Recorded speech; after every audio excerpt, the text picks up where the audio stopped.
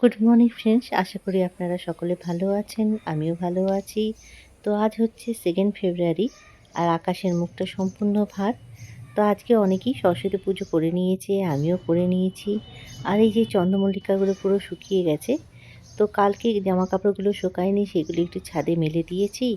আবার নতুন অন্যরকম ফুলগুলো গরমে শুরু হতে শুরু করেছে। তো চলুন আজকে আপনাদের সঙ্গে শেয়ার করছি সজনে ফুলের বড়া। তো সজনে ফুল আমরা এমনি চচ্চড়ি করেও খাই, কিন্তু বড়াটা কিন্তু খুব ভালো হয়। আপনারা অবশ্যই বাড়িতে ট্রাই করবেন। সজনে ফুলটাকে ভালো করে ধোয়ার পরে তাতে দিয়ে দিয়েছি হলুদ গুঁড়ো, একটু লঙ্কা গুঁড়ো, নুন আর জিরে গুঁড়ো দিয়ে ভালো করে রাখার পরে দিলাম চাল গুঁড়ি একটু, আর দিয়ে দিয়েছি বেসন। তার সঙ্গে দিয়েছি একটু ধনেপাতা আর কাঁচা লঙ্কা। তো ঝালটা যে যেমন খান সেরকম বুঝে দেবেন।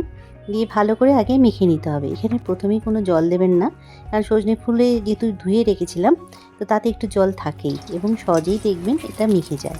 যদি মনে হয় পরে জল দেওয়া দেবেন। আর গরম তেলে এরকম ক্রাঞ্চিভাবে ভেজে নেবেন। তো বাড়িতে অবশ্যই ট্রাই করবেন আর আমাকে কমেন্ট করে জানাবেন। তো আজকে লাঞ্চে ছিল, যেহেতু আজকে আমার হাজব্যান্ডের আজকে হ্যাপি বার্থডে, তো স্পেশাল লাঞ্চ হলো সেটা নিরামিষ।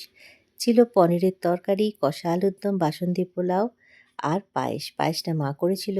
তো আমরা তারপরে দুপুরবেলা তাড়াতাড়ি খাওয়া দাওয়া করে একটু বেরিয়ে পড়েছিলাম একটু লং ড্রাইভের জন্য। আর দেখুন একটা সুন্দর একটা নার্সারিতে গেছি, কিন্তু আমরা চিন্তা করলাম কারি পাতা 2-1 গরমের গাছ কিনবো। সবগুলোই দেখলাম শীতকালের গাছ। শীতকাল তো প্রায় যাই বলছে। তো গাছ কিনে কী হবে? তো মনটাও খারাপ লাগছিল, ভালো কোনো গাছই পেলাম না। তবে আপনাদের এই নার্সারিটা একটু ঘুরিয়ে দেখাচ্ছি। এখানে একটা সুন্দর গোলাপ দেখলাম, যেটা ডিপ একদম খয়েরি কালারের। কিন্তু গোলাপ আমাদের বাড়িতে খুব একটা ভালো হয় না, এত কাঠবেড়ালি না, গোলাপ খেয়ে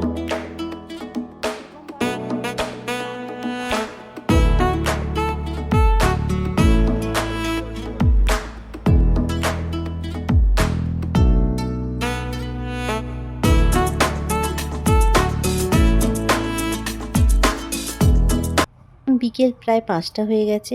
তো নার্সারি থেকে বেরিয়ে আমরা সোজা চলে এসেছিলাম উল্টো দিকেই একদম চায়ের একটা স্টলে। একটু চাটা একটু স্ন্যাক্স খেয়ে আবার বাড়ির দিকে ফিরেছি। দেখুন এই খয়েরি গোলাপটার কথাগুলোই বলছিলাম। খুব সুন্দর লাগছিল আর বিভিন্ন ফুল ফুটে আছে, কিন্তু বেশিরভাগই সব শীতের। তো এখন নার্সারিগুলোতে এই একটা প্রবলেম হচ্ছে যে গরমের গাছ এখনো পর্যন্ত হয়ে ওঠেনি। শীতটাও তো আসলে ঠিক যাই করছে, পুরোপুরিও যায়নি। আর এটা না দিয়ারা পার্কের ঠিক গায়ে। তো আমরা পড়েছিলাম একদম দিয়ারা পার্কের সামনে। তারপর মাঝে একবার আরেক হাই রোডে একটুখানি দাঁড়ালাম। তো একদম কুয়াশা। তো আপনাদের সঙ্গে ছোট্ট একটা ব্লগ উপহার দিলাম। ভালো লাগলে লাইক, শেয়ার, কমেন্ট করবেন, সাবস্ক্রিপশন অবশ্যই করবেন। টিল দেন।